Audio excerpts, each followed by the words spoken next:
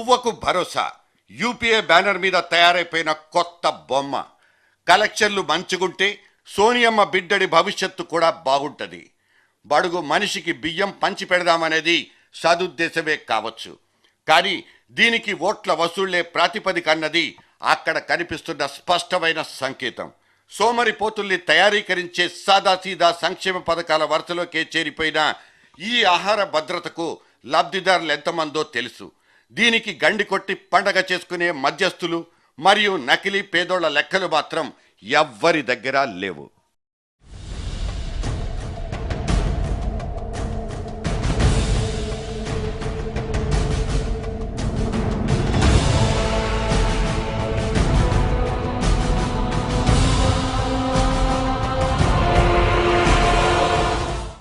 కడుపులో పుళ్ళు పడతాయని తెలిసిన ఆకలి మంటకు తట్టుకోలేక చింత అంబలి తాగి బతికేసినోళ్ళు అప్పటి తెల్లోళ్ల రూలింగ్లోనే కాదు, ఇవాల్టి మనోళ్ల జమానాలో కూడా లేకపోలేదు. ఇంకా ఊరి లోపలికెళ్తే వెతక్కపోయినా కనిపిస్తారు. అర్ధాకలి ఆయుష్ను కొరికేస్తుంటే కాళ్ళు కడుపు లోపలి దాకా ముడుచుకు పడుకుంటున్న కుటుంబాలు మన దేశంలో కోటాను కోట్లు. మన అఖండ భారతం ఆకలి రాజ్యంగా మారకముందే డొక్కలెండిపోయి చావు డప్పుకు దగ్గరైపోతున్న జనాభాను కాపాడుకుంటామంటూ ఒక మారాజుల కూటమి ముందుకొచ్చేసింది. తిండి గింజలిస్తాం, వండుకు తినేయండంటూ ఒక దండోరా మొదలు పెట్టేసింది. Our goal for the foreseeable future must be to wipe out hunger and malnutrition from our country. This legislation is only a beginning. As we move forward, we will be open to constructive suggestions. We will learn from experience.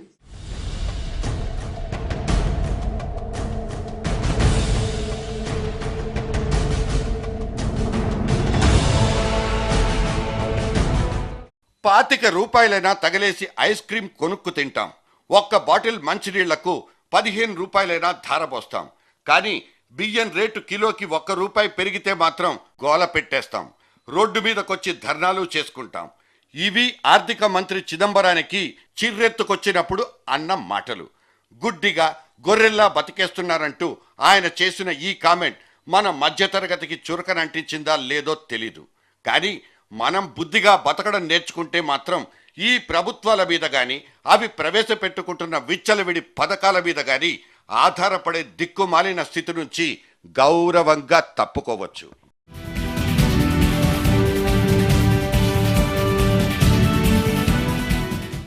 మనం తిండి కోసం తయారయ్యే ఆహార ఉత్పత్తుల్లో 1/3 అంటే సాలీన 95 కిలోల ఆహారం చివరకు డస్ట్బిన్లోకే చేరుతోందని ఐక్యరాజ్య సమితి రిపోర్ట్ తేల్చి చెప్పేసింది. మనం తినడానికి కొనుక్కునే ఆహారంలో కనీసం 20% మిగిలిపోతోందన్నది ఇంకో అంచనా.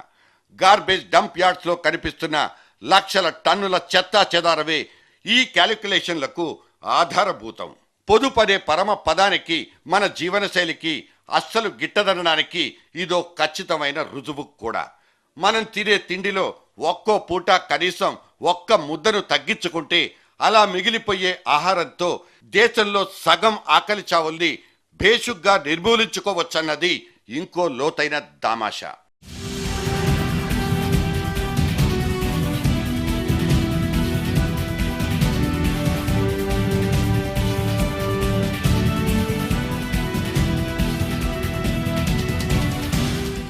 ఎండకు వానకు వెరవకుండా మన రైతన్న చెమట చుక్కల్ని ధారపోసి పంటల్ని భేషుగ్గా పండిస్తున్న ఈ పుష్కలత ఎందుకు కొరగాకుండా పోతోంది. పంట గింజల్ని పంచిపెట్టడం దగ్గరే ఢిల్లీ దర్బార్ ఎప్పుడూ ఓడిపోతోంది. ఇవాళైతే పూర్తిగా మర్చిపోయాం గాని 60వ దశకంలో అమెరికా నుంచి తిండి గింజల్ని దిగుమతి చేసుకున్న దీనావస్థ మన అఖిల భారత సర్కార్లది. సదరు దౌర్భాగ్యకరమైన చరిత్రను ఇవాళ మన రైతన్న తిరగరాసి 80 కోట్ల మంది ఆకలి తీర్చగలిగే ఆహార భద్రతకు సరిపడా ముడి సరుకును సిద్ధంగా ఉంచేశాడు. మన ముందు ఇలా విస్తరులు పరిచేశాడు. అడపా దడపా కరువులొచ్చి మీద పడి పెట్టుబడిని మట్టిపాలు చేస్తే తప్ప రైతు దిగుబడి దగ్గర రాజీ పడ్డం ఎప్పుడో మానేశాడు. అయినా సరే మన రైతాంగం పరిస్థితి మాత్రం అప్పట్నుంచి ఇప్పటిదాకా ఆగర్భ దరిద్రంతోనే సమానం. దారిద్ర్య రేఖకు దిగువనే ఉండిపోయిన జనాభాలో 70% గ్రామీణులేనని అందులో కూలీ దొరక్క అల్లల్లాడిపోయే బక్క రైతులదే సింహ భాగమని లెక్క తేలింది. రైతు యోగక్షేమాల్ని పట్టించుకోనంత కాలం 5 ఏళ్లకొక్కసారి రంగు మార్చుకుని స్టేజి మీదకెక్కే ఈ ప్రభుత్వాలన్నీ కృతజ్ఞత లేని కర్కశమైన జడ పదార్థాలే.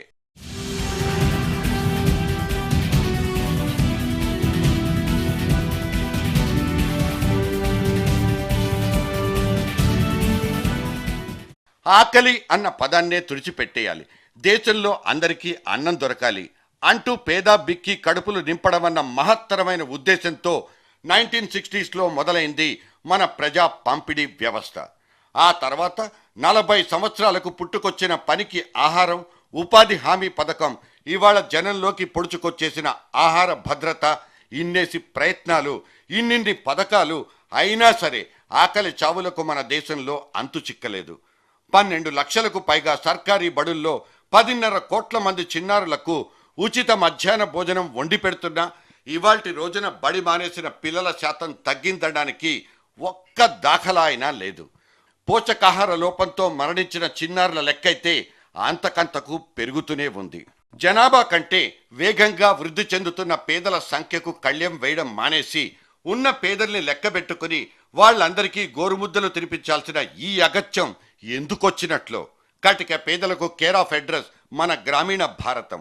పంట విరగబండినా, పొలం పచ్చగున్నా, బతుకు బండబారిపోతున్న వైనాలే మన ఊళ్ళ నిండా వెక్కిరించేది. అందుకే వ్యవసాయాన్ని లాభదాయకం చేయడం, కూలీ బతుకులకు కాసింత భరోసా కల్పించడమే ఇవాల్టి ప్రభుత్వాల ప్రాథమిక బాధ్యతలంటున్నాం. రైతుకు దక్కాల్సిన గిట్టుబాటు ధరకు మోకాలడ్డేస్తున్న నరకాసురుల్ని ఏరిపారేయడమే ఇక్కడ జరగాలంటున్నాం. మార్కెటింగ్ వ్యవస్థల్లో వేళ్లునుకుపోయిన మధ్య దళారీలు, పురుగు మందుల్లో కల్తీలు, విత్తన పంపిణీల్లో అక్రమాలు, ఇవన్నీ పీడిత రైతాంగపు శాశ్వత సమస్యలని తెలిసినా వాటి నిర్మూలన కోసం నడుగట్టిన నాథుడే మనకి దొరకడు.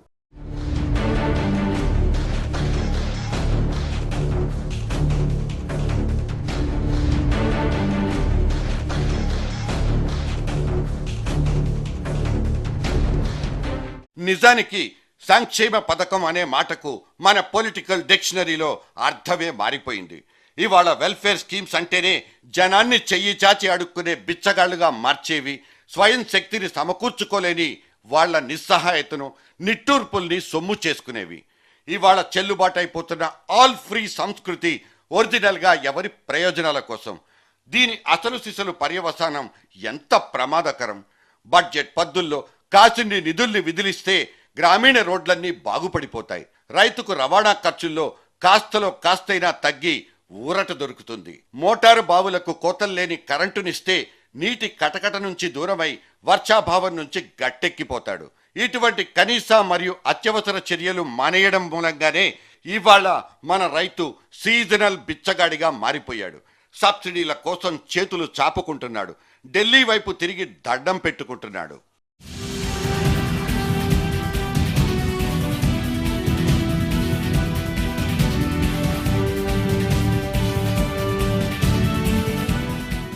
ఇవాళ అవినీతి కంపులో కాళ్లు పెట్టేసి దాన్ని కడుక్కునే కసరత్తులోనే బిజీగా మారిపోయిన కాంగ్రెస్ రూలర్స్ ఆహార భద్రత అనబడే ఒకానొక వెచ్చటి దుప్పటి చేతికందుకున్నారా? నిజానికి ఈ ఆహార భద్రతా బిల్లుతో ఎవ్వరూ కూడా ఏమాత్రం సంతోషంగా లేరు. ఎకానమిస్టులకైతే ఏడుపొక్కటే తక్కువ. నోడల్ మినిస్ట్రీలు సైతం దీనికి ఎప్పుడో నో చెప్పేశాయి.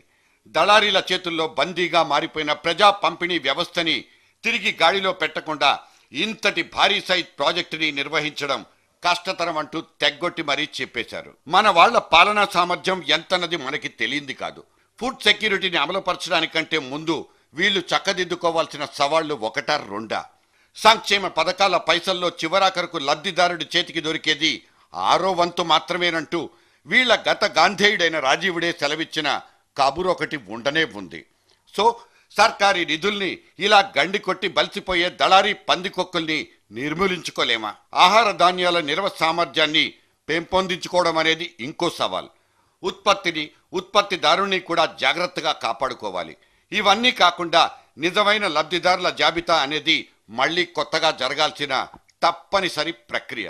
దారిద్ర్య రేఖకు దిగువన ఎంతమంది, ఎగువన ఎంతమంది అన్న నికార్సైన లెక్కను తేల్చి ఆహార భద్రతకు అసలు అర్హతే లేని 33% జనాభాను పక్కకు తీయడం అనేది పార్లమెంటరీ స్టాండింగ్ కమిటీ మరుగున పెట్టేసిన ఒకానొక మెగా ప్రాజెక్ట్.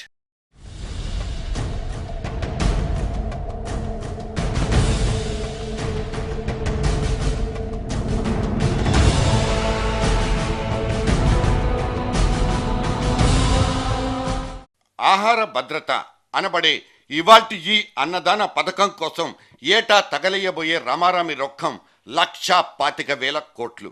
ఇంత సొమ్ముతో ఎన్ని ఫ్యాక్టరీలు కట్టుకోవచ్చు, ఎన్ని పారిశ్రామిక వాడల్ని వృద్ధిలోకి తీసుకురావచ్చు, ఎన్ని లక్షల కొత్త ఉద్యోగాలు పుట్టించుకోవచ్చు, లేదంటే కాయలా పడిపోతున్న ఎన్నెన్ని కార్ఖానాలకు ప్రాణం పోసుకోవచ్చు, మురికి వాడల్లో మగ్గిపోతున్న ఎన్నెన్ని జీవితాలకు రంగులేసి బాగు చేసుకోవచ్చు.